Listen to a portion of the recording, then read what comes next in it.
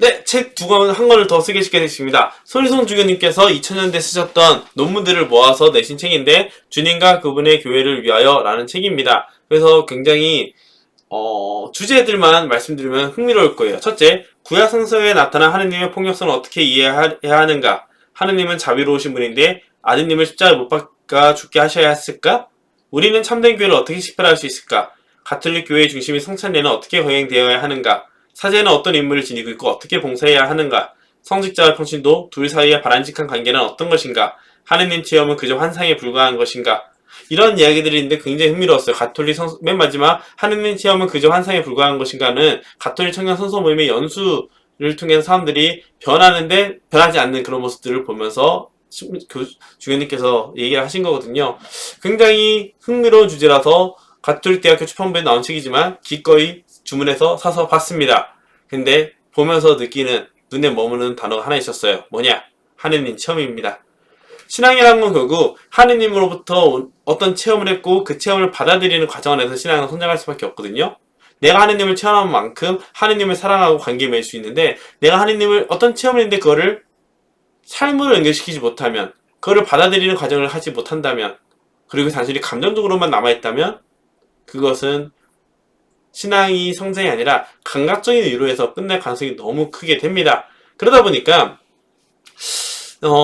하느님 체험을 통해서 내가 삶으로 연결되는 것을 도와주는 것이 교회 공동체고 사제의 역할이라는 것을 다시 한번 느끼게 됩니다. 그래서 요약하면 이런 식이에요. 제가 조금 길게 요약하는데 한번 쭉 읽어드릴게요. 사제는 이거구나. 성경은 복음과 파스칼 신비로 완성된 예수 그리스도의 새 계명을 열쇠로 해석해야 되고, 성서를 바라보는 것은 예수 그리스도의 계명, 예수 그리스도를 체험한 이들의 이야기를 중심으로 해석을 해야 되고요. 하느님을 체험하고 그 체험 때문에 살아갈 수 있는 것이 바로 구원이라는 겁니다. 교회가 보존해야 되는 것은 하느님을 체험한 사도들의 증인과 신앙과 증언이며, 교회는 신자들이 미사, 성찬례에 참여해서 예식주의에 빠지지 않고 하느님을 체험하도록 이끌어 주어야 합니다. 이를 통해서 신자 개개인은 세상이 아니라 하느님의 뜻과 마음에 들도록 생활이 변화되어야 되는 것이죠. 이것이 바로 신앙이 자라나는, 성장하는 과정입니다. 그럼 사제는 어떤 역할을 해야 되느냐? 단순히 성사 지점을 하는 것이 아니라 신자 양성 교육을 해야 되고요. 이 신자들은 교육을 받음으로 통해서 신앙에 대한 확신을 얻고 의미와 기쁨을 찾아야 됩니다. 따라서 사제는 복음 선포를 통해서 사람들을, 백성을 모으고 성찬례와 다른 성사를 집전함으로써 그들을 거룩하게 하면서 목자의 권위를 통해 참된 그리스도인 공동체로 성장하도록 도와줘야 합니다.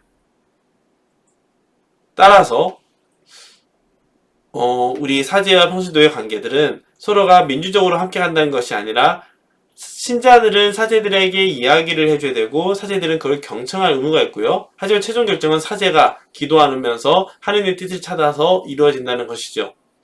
결국 하느님 체험을 통해서, 사제도 하느님을 체험을 통해서 더 깊은 체험을 사람들에게 전해줄 수 있어야 되고, 신자들을 양성하는 것이 중요할 거지, 미사만 하면서 미사에만 머물게 하는 것은 자칫 예식주의로 빠질 수 있다는 위험성도 알게 됩니다. 그래서 하느님에 대해 알려주면 성찬례와 성사를 통해 체험을 심화시키고 그 사랑에 응답하는 삶으로 연결시켜주는 것, 그게 우리 참된 교회 공동체의 모습이 아닐까라는 생각이 듭니다. 그리고 이 지금같이 우리 교회에 위기 순간이 왔을 때 이 하느님 체험을 알려주고 전해주는 것이 우리 성당에서의 유일한, 다시 성당 공동체를 회복시킬 수 있는 유일한 방법이 아닐까라는 생각을 하게 됩니다.